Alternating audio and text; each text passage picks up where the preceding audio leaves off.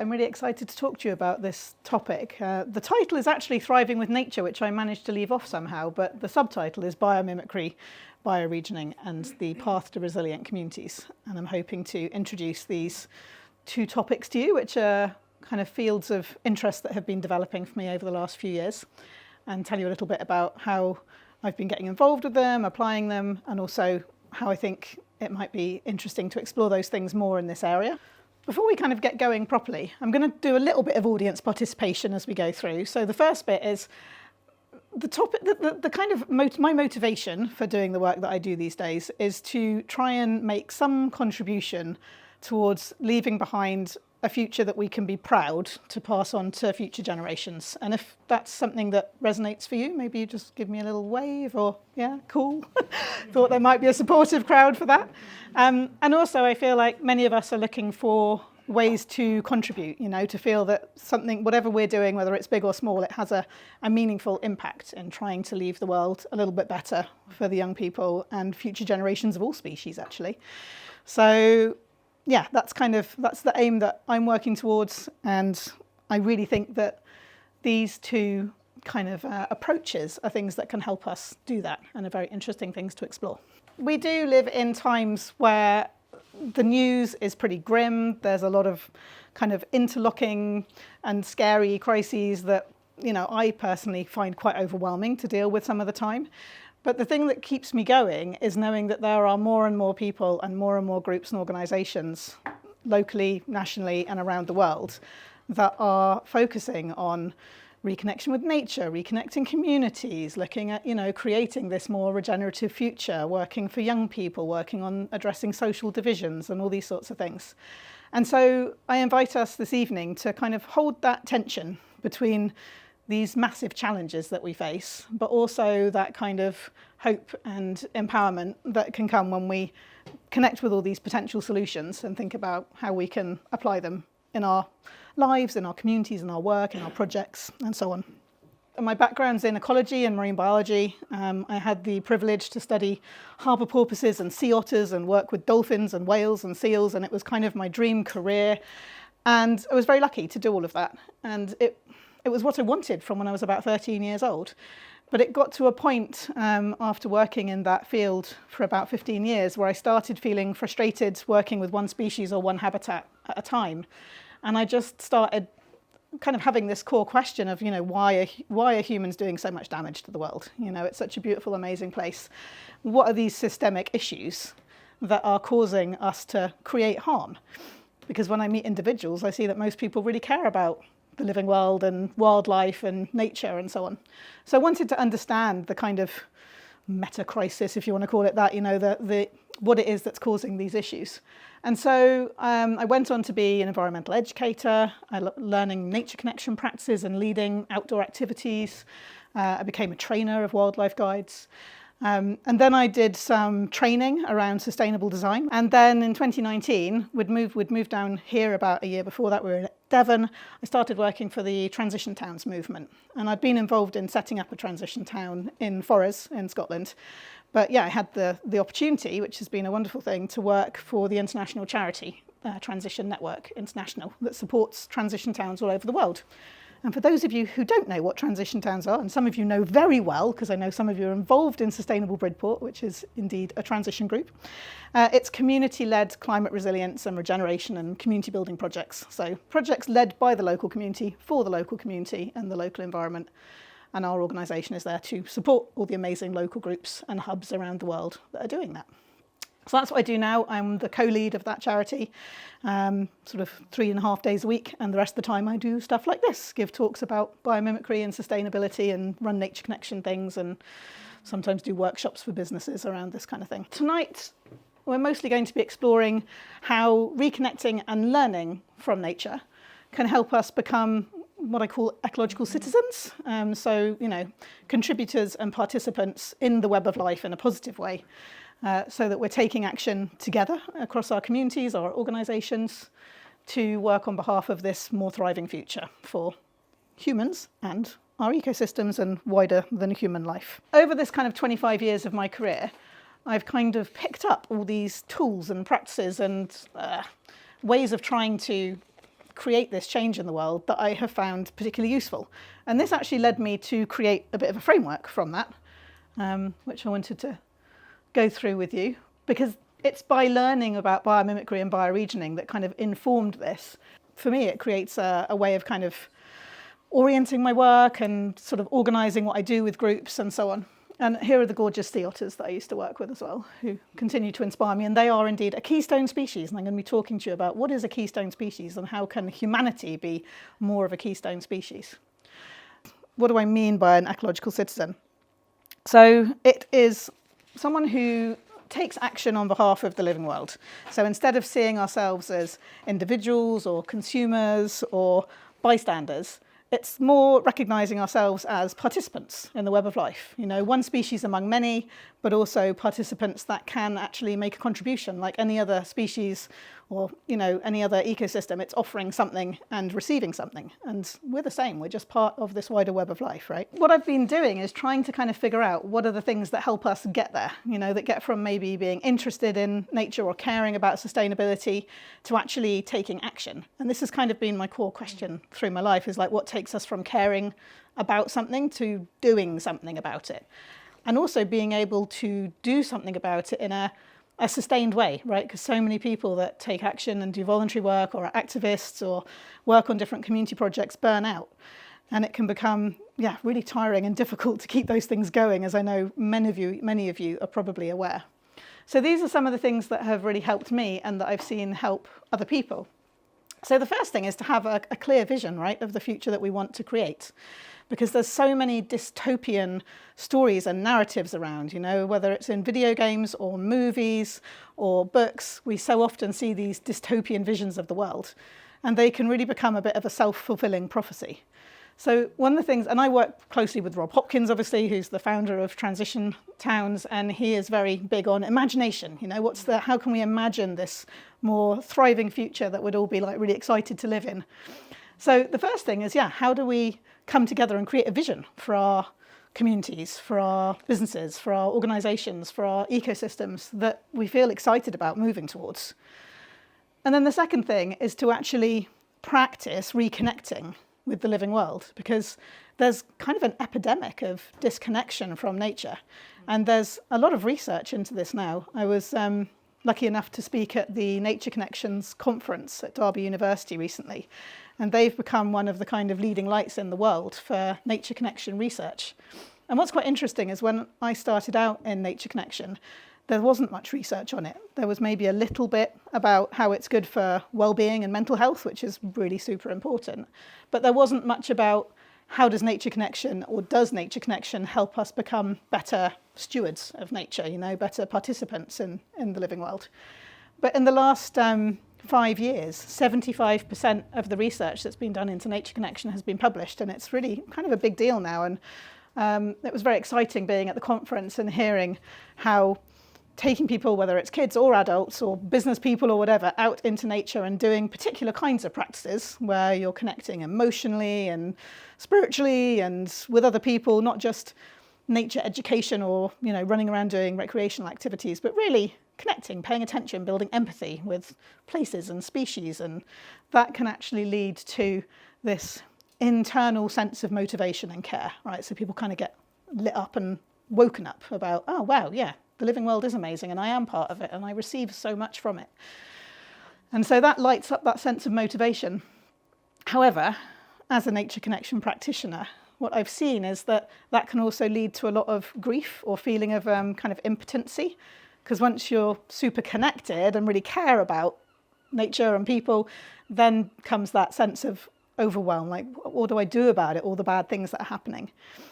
And what's really, really helped me is to realise that I don't have to have all the solutions, and in fact, most of the solutions won't necessarily come from the systems that are already in place, right? There's that kind of old adage of the current thinking can't solve the problems, we need new thinking and new solutions. But that has always raised the question for me, where's that new thinking supposed to come from then, if it doesn't come from us, if we're so stuck in our ways that we just perpetuate the same old things? Where do those new solutions, where does that creativity come from? And I do think humans are really creative and amazing, and we can imagine our way out of these crises. But I think there's a lot of help available to us as well, and that help resides in nature. Because nature has 3.8 billion years, and by nature I mean life, the phenomenon of life on this planet. 3.8 billion years of experimenting and evolving and adapting to basically answer and create solutions to every challenge a living being could ever have, right? Whether that's how do you do heating and cooling? How do you create sort of regenerative cycles? How do you use different resources? How do you create mutual benefit? You know, nature does all this cool stuff. And by learning from nature and looking at the patterns and principles, there are so many incredible solutions that are now coming out of that field of work. And that's what we're going to look at that can help us. So for me, that, you know, we kind of have a vision. Great, a vision is a good idea. You know, then we get connected and we feel a sense of care and we want to do something about it. But then it's like, well, where do the answers come from? And so for me, biomimicry or learning from nature is a place to look for wisdom and solutions. And what that does internally is give us a sense of agency and direction, which is incredibly important psychologically in creating action. So those three things I think are really important together. And then this one, the fourth one, reframe.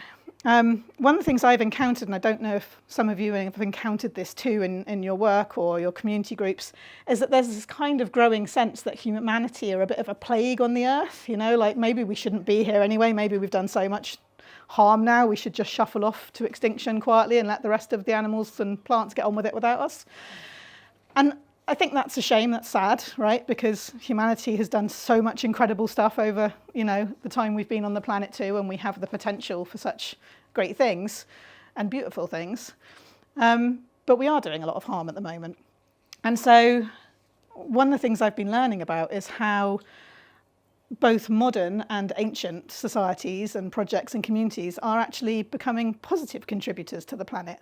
So one statistic that sort of blew my mind a while ago was that 80% of the remaining biodiversity on the planet is actually stewarded or in the care of traditional and indigenous peoples, because those cultures have maintained the knowledge and the practices over generations about how to live in a place without damaging it to the point that it can't sustain life anymore, that it starts collapsing. And so there's a lot of knowledge there residing in traditional indigenous communities that we can learn from. And I'm not saying, you know, we should all go back to being hunter-gatherers or pastoralists or something like that, but that we can learn from those peoples and their practices and apply that to modern-day design and initiatives and so on. So it's really important that we also help protect them. And as you were saying earlier about the Amazon, and I know that some of the money from these talks goes to groups like Survival International that are trying to protect indigenous peoples who are trying to protect their lands and continue stewarding that biodiversity. So yeah, so for me, this is also really helpful in the action thing that I was talking about, is that if we can reframe our potential as potentially net positive, potentially we can be keystone species, potentially we can be a force for good on the planet, it really changes people's psychology. And psychology is actually massively important in creating action and change, because if we are kind of saturated in doom and overwhelm and feeling like there's nothing we can do, it's very hard to take sustained action. But if we can have that vision of ourselves as potentially positive contributors on the planet that can do some good, I think it gives a lot of energy and a lot of hope to people and gets them more into action. And that's what I've seen to be true. Yeah, and then it's really hard to do it on our own. So the other thing is to do it together, right? To do it with communities of practice, colleagues, friends, family, to find other people that share our ideas and have different skills and do it together. So that's the fifth part of the framework.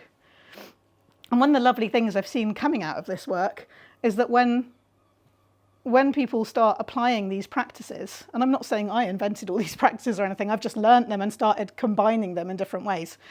We see that people do get more hopeful. We see that people do get a renewed sense of joy and well-being. We see that people's ecological literacy goes up and their sense of like what's possible increases.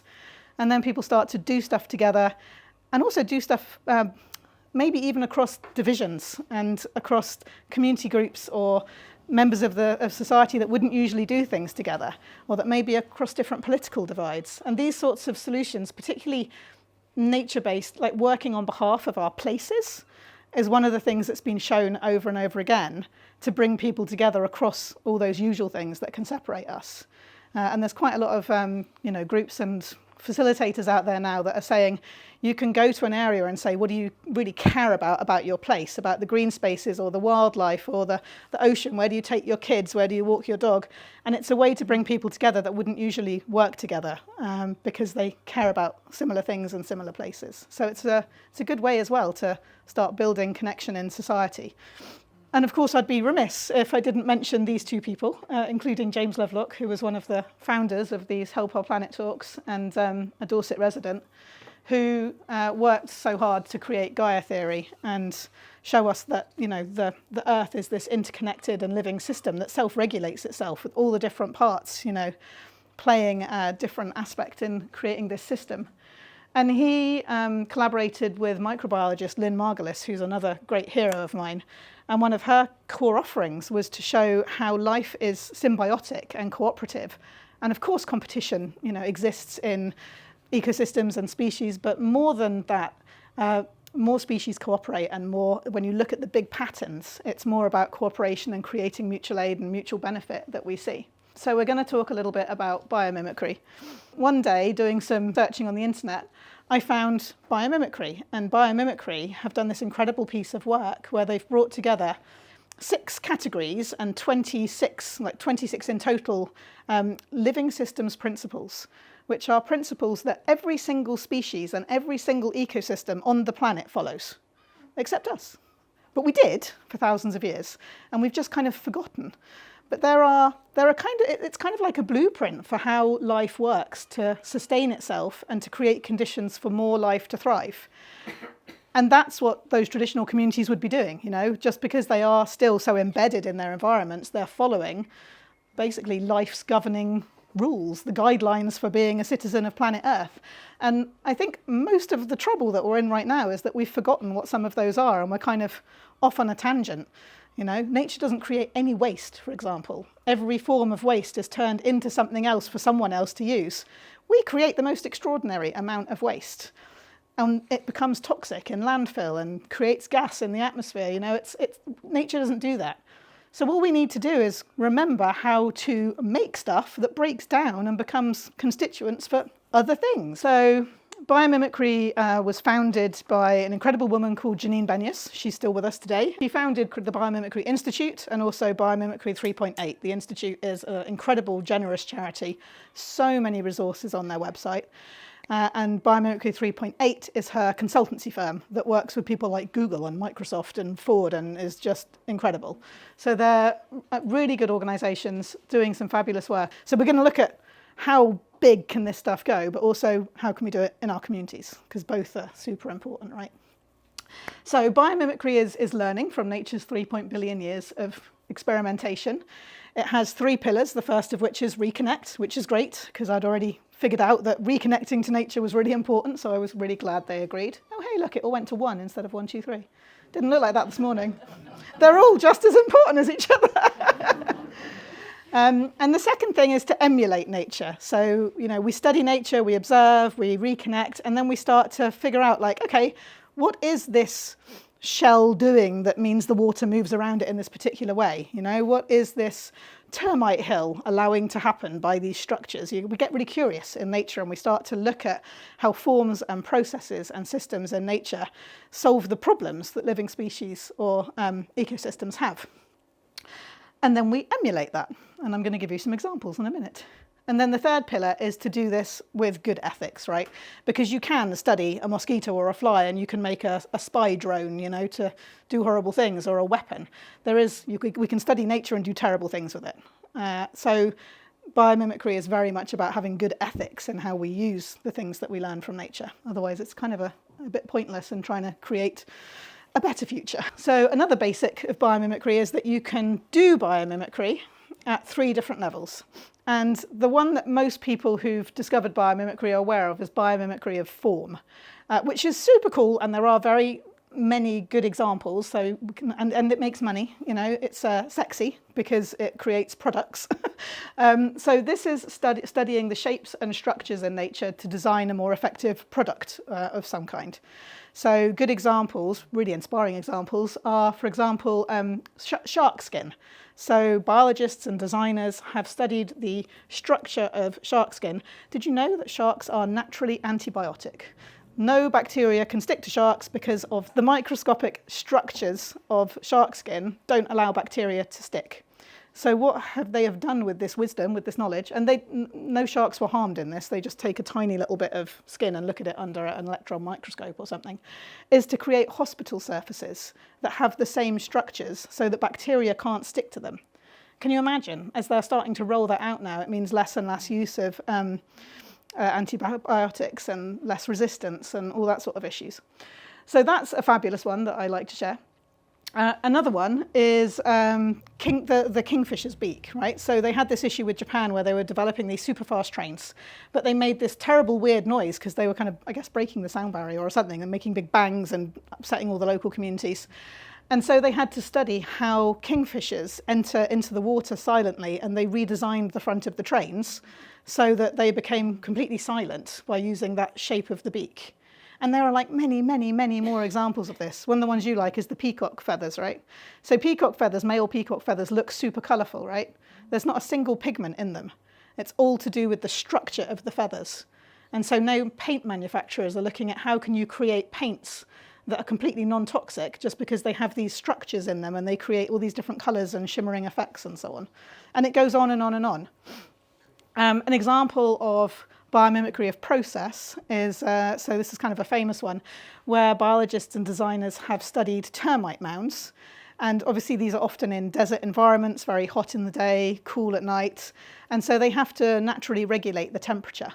And now that learning has been applied to buildings in hot countries so that they can ventilate, heat and cool themselves without even needing to have kind of air conditioning or using much energy. So it becomes very cost effective, but also very good for the environment. But my favourite of all the biomimicry levels is biomimicry of system. And biomimicry of system is when you study an entire ecosystem, like a forest, and then you figure out what all the different benefits are, what the different interconnections are, the different way that the forest is creating those conditions for life, and you take those learnings and you apply it to a human system. So you say, how could a factory be like a forest? How could our town be more like a forest? How could it capture and store water? How could it clean air? How could it capture carbon? How could it create wildlife habitat, recreational opportunities? So you learn from a thriving system in nature and then you apply that to a human system. It could just be energy, or it could be water. A really good example is something called sponge cities. And this is a real thing. I mean, it's early days, but China and Germany have started to design sponge cities where you look at how to capture water in all sorts of different ways, creating parks and wetlands, having houses and buildings capturing water. And so during wet times, the water's captured, it's stored, it creates a lake that you can boat on or walk around. And then in dry periods, that can be used by the town or the city, and it starts to prevent flooding, it creates wildlife habitat, and you're not relying on kind of big infrastructure as much anymore, so that creates more resilience. There's some really cool videos on YouTube about sponge cities, if you want to check that out. So I'm very excited about systems level biomimicry, and it's been applied less to towns and cities, but there are a couple of really innovative leading researchers in the field that have attempted to do that. So these are the 6 main categories, and then the subheadings underneath. And some of them, sound a bit abstract or academic, but once you start thinking about examples of it, you kind of see how it relates and can be made into a tangible thing. So, for example, be locally attuned and responsive. One of the subcategories is use readily available materials and energy. So animals and plants don't import, rare minerals from the other side of the world to do something. They use what's available locally, and then they put it back into the environment so it can be used again. And these are just kind of lessons, simple lessons that we can start to design more along these pathways and guidelines to make whatever we're doing more sustainable. Build from the bottom up, self-organise, recycle all materials, use low energy processes, integrate the unexpected, Incorporate diversity. Nature is very diverse. It's important to bring in diverse elements and to, recognise all the gifts that different species have, or different ecosystems have, different people have. So diversity is super important in nature and in society, of course.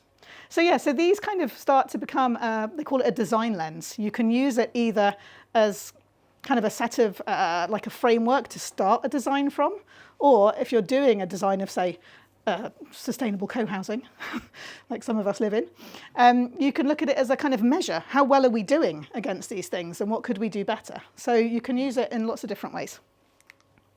Okay, this is going to that top end I was talking about of like, what's the cool stuff happening with biomimicry.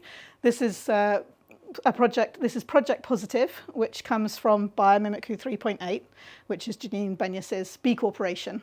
And this is the one where they're working with Google, Microsoft, Ford, a bunch of other massive companies. And they have done some really cool stuff where they literally work with these companies who are building. So Ford was building like a massive new manufacturing centre somewhere out in the wilds of the United States somewhere. And then obviously people like Google and Microsoft are making a lot of these data centres. They're like massive, the size of football fields, and they're stuffed full of really hot computers. And they're not good for the environment at all. So the challenge was that a bunch of corporate leaders and biologists and biomimicry designers, they go out to these locations where these things are going to be built, and they study a nearby thriving, healthy ecosystem, whether that's desert or marshland or forest or whatever the local habitat is. And then they assess what all the different ecosystem services are that habitat provides, like I was describing earlier, how much water does it store, how much carbon does it capture, how much soil does it create, how much food does it grow.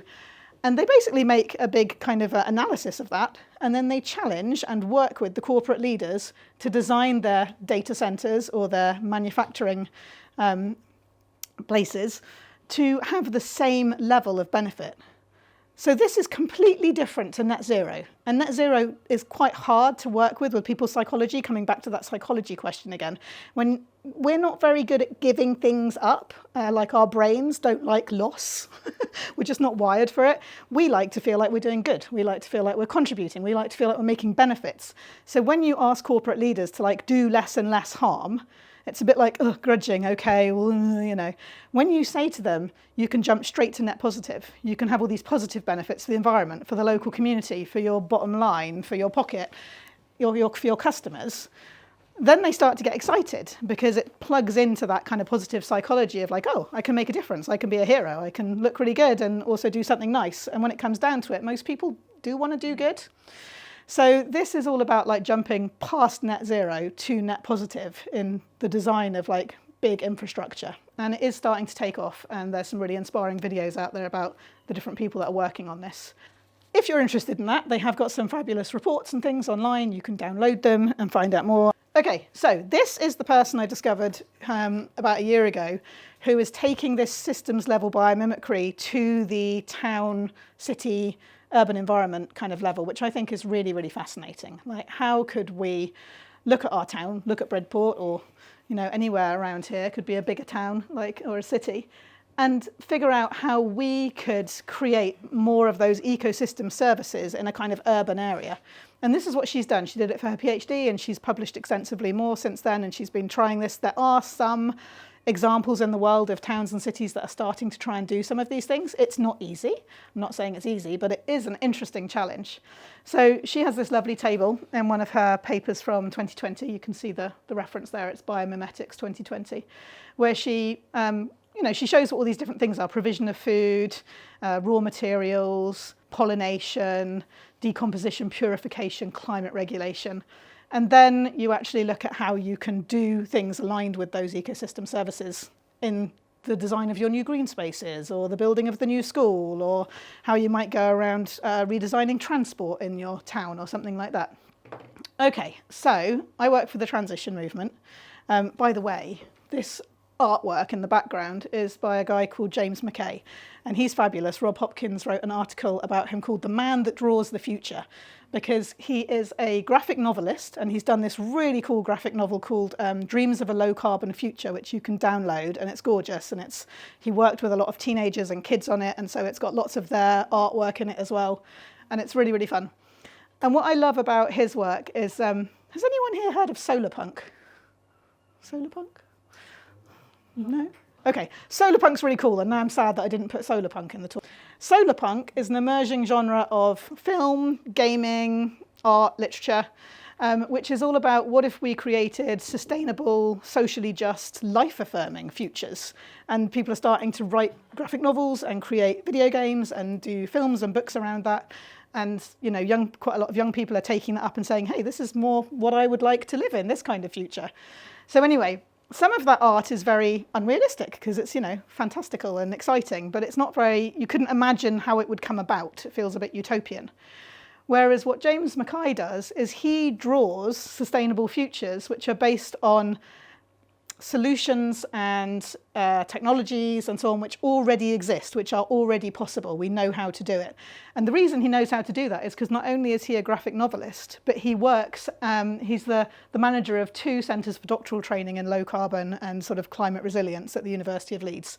So he works with all these doctoral students that are working on climate change. He knows what all these different solutions and possibilities are, and then he draws these amazing futures of them. So he's got, and he's illustrated a book called Sustainable Cities, which is a really fab book. So anyway, the transition movement is trying to do these sorts of things, right? These are community groups that have come together in their local towns or cities to do projects around food, energy, climate resilience, biodiversity, mutual aid, community building, green spaces, connecting people. And we are, as a movement, 20 this year. Woo! I'm going to be doing some kind of event later in the year to celebrate that. I think Totnes just had their 20th birthday party. It was founded by Rob Hopkins, who was originally a permaculture teacher.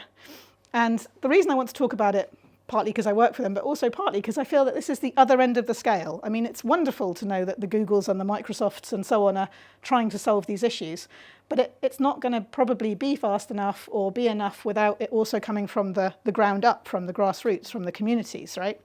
And Transition is an example, just one. I mean, there are other groups doing amazing grassroots-led stuff, of course, but is one example where this has taken off and spread around the world. And I didn't know until I started working for Transition that we're now in over 40 countries. At times there's been up to 2,000 groups. Right now we think there's about 1,000 active groups because COVID did cause problems for a lot of groups in terms of being able to meet and so on. But more and more are starting up again. And we've got now about 20 national or regional hubs. So those are hubs in the country that tend to support the groups in their own language. So we've got Brazilian hubs and German hubs and Japanese hubs and so on. And we're the international charity that tries to support that whole network. And what's really lovely about working for an organisation like this is that one of my roles has been in the last couple of years to collect stories of what communities are doing and to sort of hear what some of the success stories are. So something I discovered when I was doing the evaluation work a couple of years ago was research by this professor at Northeastern University in Boston called Daniel Aldrich. And he's done all this amazing research on how communities recover from crises, particularly natural disasters. So he studied New Orleans a lot after Katrina. And he worked a lot in Japan after that triple whammy of like the nuclear meltdown, the tsunami and the earthquake. And what he studies is how do communities rebound from that? How do they recover? And he looked at all sorts of things like how serious was the damage? How much funding did they get? How quickly did help come? This kind of thing.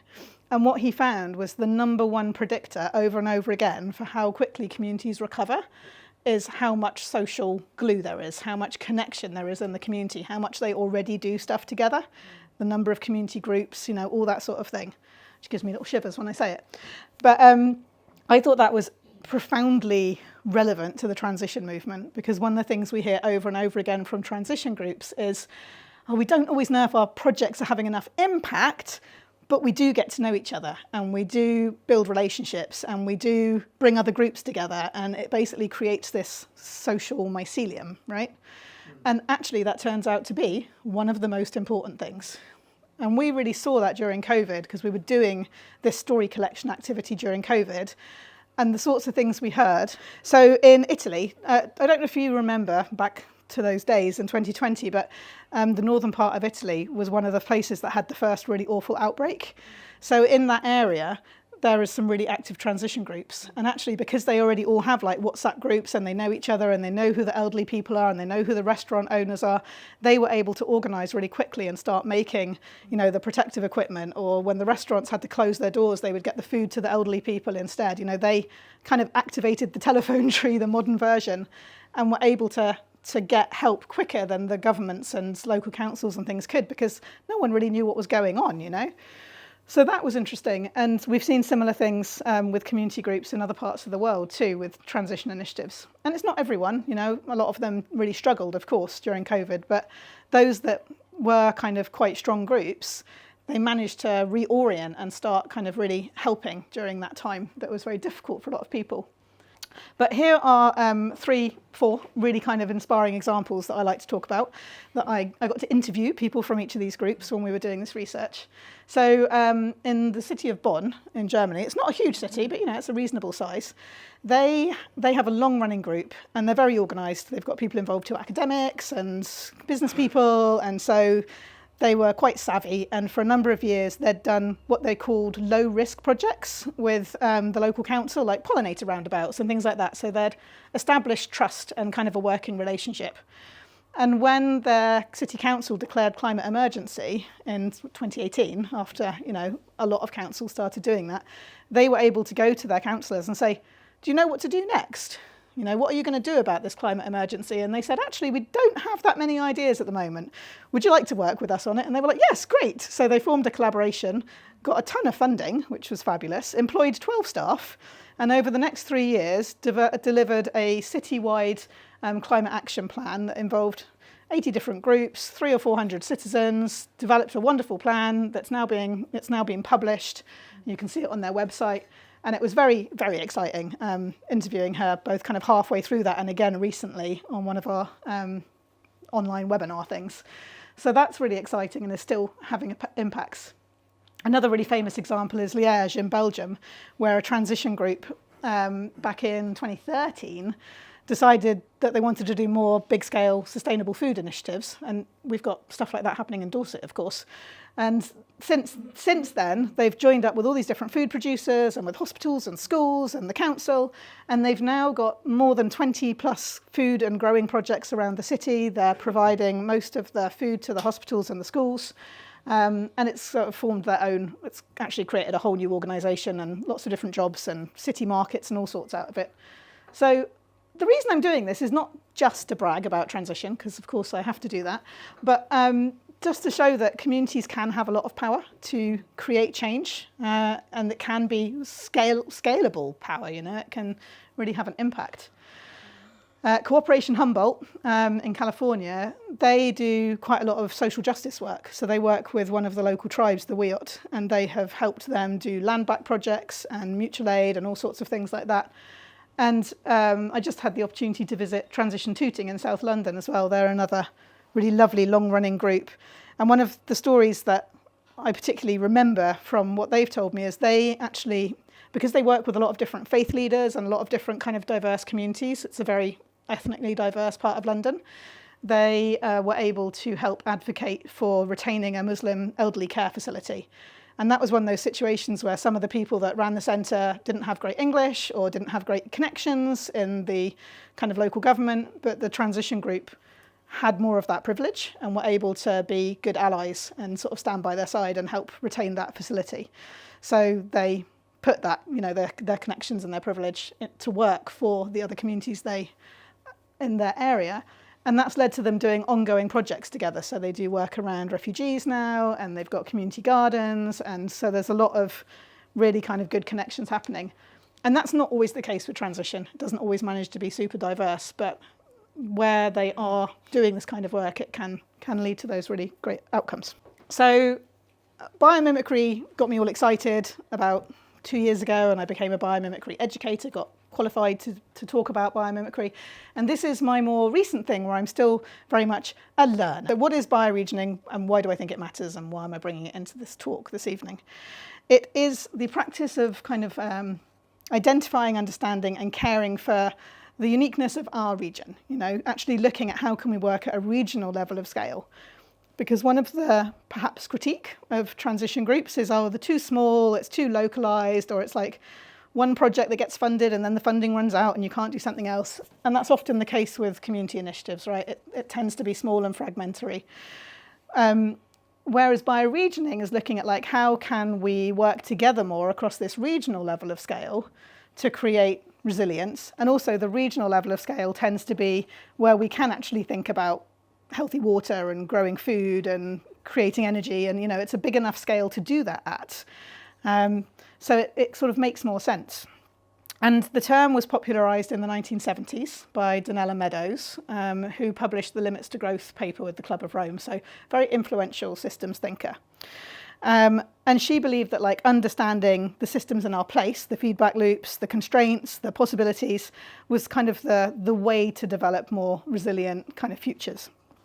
And some of the core components of bioregioning are thinking of boundaries in different ways. So it might not be parish boundaries or county boundaries. It might be more looking at like what are the water systems, or what's the geology. What area makes sense for us to design with? Do we want to do a design for this coastal area and a different design for this river basin and a different design for the kind of upland area? Because it just kind of makes sense with the features or the communities or the pressures on that area. The coast will have different pressures, coastal erosion or flooding, than the upland areas, maybe with wildfires and things like that. So it's looking at, what are the natural boundaries that inform design.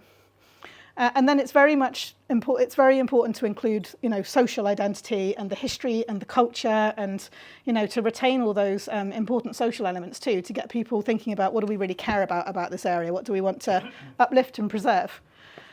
And it's all about, as we were talking about earlier, stewardship, so thinking about what we love about this area, how we want it to be in the future, and then thinking about how we care for that and how we care for each other, and doing it together. Bioregioning is all about bringing groups together to do these sorts of processes together and think at that level of scale.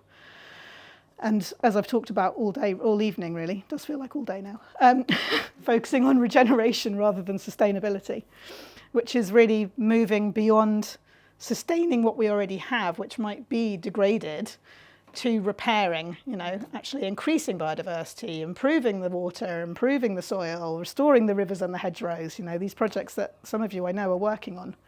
So the process can look different everywhere, but it's useful to just have a sense, I think, of what some of the steps can be. So it often starts with some kind of mapping, thinking about what the natural assets are, what the social assets are, where the rivers are. Often in a biomimicry course, the first thing they'll ask you is, where does your water come from? Where do your rivers start? And it's like, how often do we think about these things? So we've been thinking about these things and starting to go and visit the sources of some of the rivers from around here and think about those. And then, getting to know the people and the traditions and who are the elders or the storytellers or the local businesses or the people that have been, the farmers, the fishermen, the people that have been doing stuff in this region for a long time. And what knowledge do they have, because there's a huge amount of knowledge in our communities and some of it we're at risk of losing. And then looking at, what's working, what's not working, what are the opportunities, what's vulnerable, what are the risks around here compared to somewhere else. We know that flooding is an issue around here. We see the cliffs falling down with the coastal erosion. So how would we design for those sorts of challenges? And then connecting across our networks and our towns and villages. And again, one of the amazing things about Dorset and Bridport is that's already happening. And this is why I wanted to talk about this evening, because as a relative newcomer, I'm already hearing so many cool stories about how different groups are working together. And there's the Dorset COP, and there's the climate action groups, and there's Sustainable Bridport, and there's the Sustainable Food Initiative. And it's like, this is a really rich area already for this kind of thing. There is quite a lot of bioregional stuff happening in the UK. And we even have a bioregional learning centre in Devon that was founded by the amazing Isabel Carlisle. And she's very involved in this global movement as well, and has been showing up, doing lots of teaching and talking about what they're doing in Devon on these different international courses, which is really inspiring to hear about. And of course, a lot of that will also apply over here in Dorset and in Somerset and so on. And some of it won't, because all these places are quite unique. And then three other leaders in this field are Joe Brewer. He's got Bioregional Earth and the Design School for Regeneration, which is where Lucy and I have been doing the course on bioregioning. And he's written this amazing book, The Design Pathway for Regenerating Earth, and they have really good funding. So there's some funders and philanthropists that are getting very interested in bioregioning now. It's having a big resurgence at the moment. And so there's money being put into these groups, which makes it very affordable for us to go and learn about it. So it's like $5 a month to do the course. And I ignored it at first because I thought, well, it must be rubbish or really small. It's actually massive and really hard to keep up with because it's like an ongoing community of practice, and there's bioregional groups from all over the world in there, like Cascadia and Great Lakes in the US and Colombia, obviously, where he's working with his wife and his group. So yeah, that's a very rich place to check out resources and do some learning. And then the other kind of leading light in the bioregional field that I knew about was Daniel Christian Wahl, who is a big ally of transition, and he created the curriculum for Gaia Education, which is the sustainability training that Ruth and I did. So we've had the opportunity to meet him a little bit, and he's written about regenerative cultures, and he's doing bioregional work in Mallorca, has a lot of really great podcasts and so on. And then a more recent leader in this field from the Global South that I've met online recently is Melina Angel, and she's doing a lot in Latin America and really kind of looking at regeneration and biomimicry, she's bringing it all together, which is really exciting. So I just mentioned those names in case you do want to follow up on any of this. These are some interesting people with good books and good online courses. It does just seem like a really good time to get involved in this and kind of connect with other regions if this is of interest to any of you, because as I said, there's funding available now, there's communities of practice, there's people that have been doing it for sort of 5 or 10 years in their regions. They've learned how to go about doing these things. And what they're finding is these processes basically create kind of connective tissue between community groups and councils and businesses and schools, farmers, etc., to figure out how all the different things we've been doing in our little silos or starting to collaborate on can kind of be joined up to be more effective, right? And then, as I was saying, Dorset is we're really well set up for this. We have very special areas and ecosystems, as we know. We do have risks of climate change and biodiversity loss and all sorts of things that we need to address here. We already have this amazing set of community groups and initiatives happening. We have supportive local councils. We have, groups that we can work with around here.